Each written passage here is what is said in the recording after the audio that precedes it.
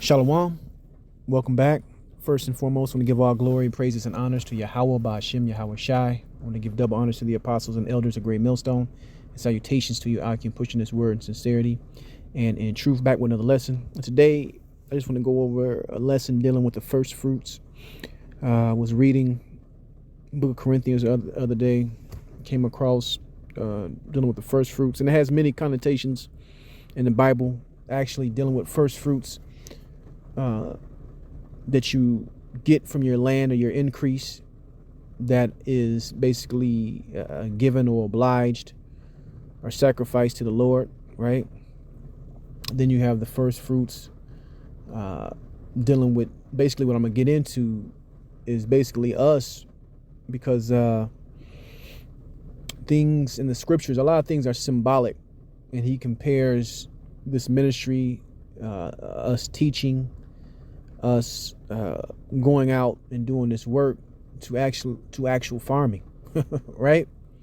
But ourselves, right, we are the first fruits of the Lord, meaning we are the ones, if we are part of the elect, that was offered unto the Lord, as like an offering. There was many offerings in the Old Testament as a way to clear sins, right? But the scripture I'm gonna start with is in the book of Exodus, chapter 23, and it said 23 and 14. It says, 3 times thou shalt keep a feast unto me in the year. Thou shalt keep the feast of unleavened bread. Thou shalt eat unleavened bread 7 days, as I command thee, in the time appointed of the month of Abib. For in it thou camest out of Egypt, and none shall appear before me empty. So it's going to go over the 3 feasts that it's going to get to. Every man of Israel have to keep or appear, all right, before the Lord and represented in these 3 feasts. The first is the Passover. And verse 16 says, and the feast of the harvest, or Pentecost, the first fruits of thy labors, which thou hast sown in thy field, right? Which that's when you present or offer the first fruits. All right. And spiritually, is that offering when you really understand the scriptures, man. We are those offerings unto the Lord, man. All right. And since we've been offered, hey, we got to go through a lot of things, man. We got to go through a fiery trial. Okay. We have to go through that gauntlet, man. Scriptures talk about in the book of Acts, man, through much tribulation, and I'm roughly paraphrasing, we shall enter into the kingdom of heaven. And that's dealing with us, the first fruits, man. We gotta go through it. Those that endure to the end, the same shall be saved. Okay, another scripture, meaning we gotta go through some things. It says in the feast of the harvest of the Pentecost, the first fruits of thy labors, which thou hast sown in thy field. And then there's the feast of ingathering, which is in the end of the year, when thou hast gathered in thy labors out of the field. 3 times in the year all thy males shall appear before the Lord power, right?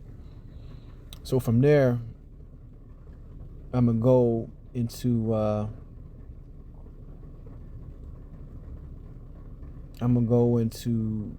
the book of Romans 8 and 23. It says, actually, I'm going to start at 8 and 22. It says, for we know that the whole creation groaneth and travaileth in pain together until now, and not only they, but ourselves also, which have the first fruits of the Spirit. Even we ourselves groan within ourselves, waiting for the adoption, to wit, the redemption. Let me read that again. Romans 8 and 23. And not only they, but ourselves also, which have the first fruits of the Spirit, even we ourselves groan within ourselves, waiting for the adoption, to wit, and redemption of our body.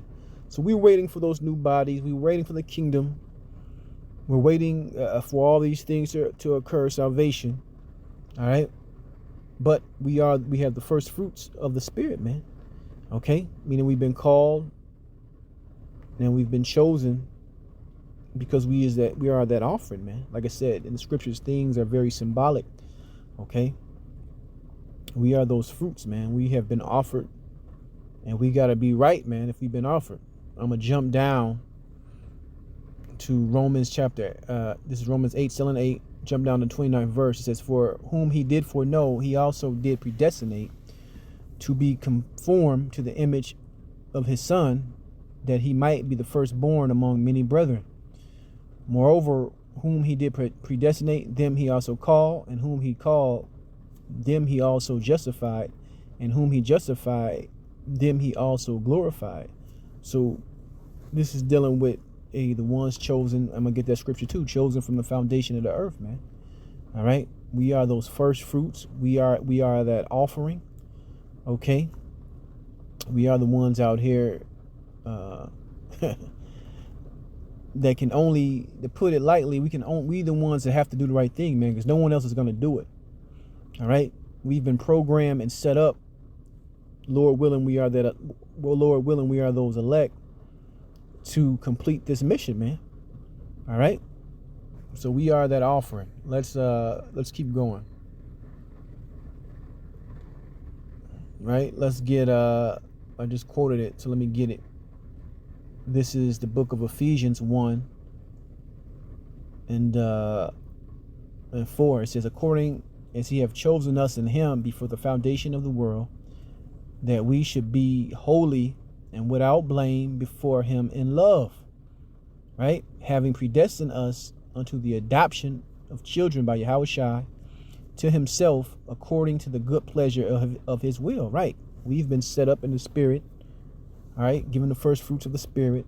We are the first fruits. We are that offering, okay, chosen before the foundation, to be put in these bodies in these end days to fulfill his will. Okay, that's how accurate, that's how beautiful this whole thing is, man. There's really nothing left up to chance, even though it feels like, things are left up to chance. The Lord has everything set up the way he wants it, man. Okay, he has everything set up the way he wants it. From there, I'm gonna go into the book of Revelation. All right, the 14th chapter. It says, Revelation 14:1, and I looked, and lo, a lamb stood on the Mount Zion, and with him 144,000, having his father's name written in their foreheads. And it says, and I heard a voice from heaven, as the voice of many waters, and as the voice of a great thunder. And I heard the voice of harpers harping with their harps, and they sung as it were a new song before the throne and before the four beasts and the elders. And no man could learn that song but the 144,000 which were redeemed from the earth. Right? This is the point. Verse 4, these are they which were not defiled with women, for they are virgins. And that's not talking about in the physical sense of not ever laying with a woman, but as far as virgins, as far as having this faith, man, and being defiled with all these different types of religion, these different types of these different types of idols you can get trapped into, whether it's chasing things in this world. We're not concerned with that, man. All right, we're not concerned with that. So that's why these individuals are compared to virgins. It says, they are they which follow the Lamb, which is Yahushua, whithersoever he goeth. These were redeemed from among men, being the first fruits unto the Most High and to the Lamb. Right? So like I said, spiritually, we are those first fruits, man. Okay? The ones that's going to be redeemed, the ones that's going to be saved, the ones that were offered to the Lord. Okay? So when you're offered to the Lord, the scriptures talk about, it just skipped my mind, to whom much is given, much is required, man. So being part of those first fruits, or you can even say the word elect, is something that's very serious, man. And you have to take it very serious, because that responsibility, that role wasn't given to everybody, man. It's for that few that were predestined, because there's billions of people on this earth, man. those few that were predestined from the face of the earth, right, to play this particular role as those first fruits, man. Okay? In verse 5 it says, and in their mouth was found no guile, for they are without fault before the throne of the Most High. And it's not because we are a hot shit or we're that great. It's because the Lord has basically deemed us that, man. Right? He deemed us. You know, scriptures talk about that a blessed is the man that the Lord not redeemeth, but it's basically the Lord is the man that the Lord justifieth, man. Okay? Because it's not of our own. It's a blessing that the Lord chose us to be like, oh yeah, those are separate. Those are sacred. Those are the first fruits. Those are the elect, and they're separate from everybody else on this earth, man. Okay, and that's a beautiful thing when you sit back and really think about it, man. To actually be a part of that. Okay, to actually be a part of that, man. All right, because many can't even fathom being in that number.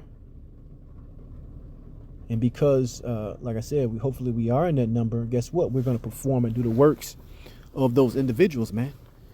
You know, you can't have it. You can't have one without the other, man. Just like the saying, the faith without works is dead. So if you're truly in this faith, you're going to have some works. Period. But that's the point. I don't want to belabor it. It was a little bit all over the place, but hopefully some edification came out. I want to give all glory, praises, and honors to Yahweh, Ba'ashem Yahweh Shai, and shalom the next time.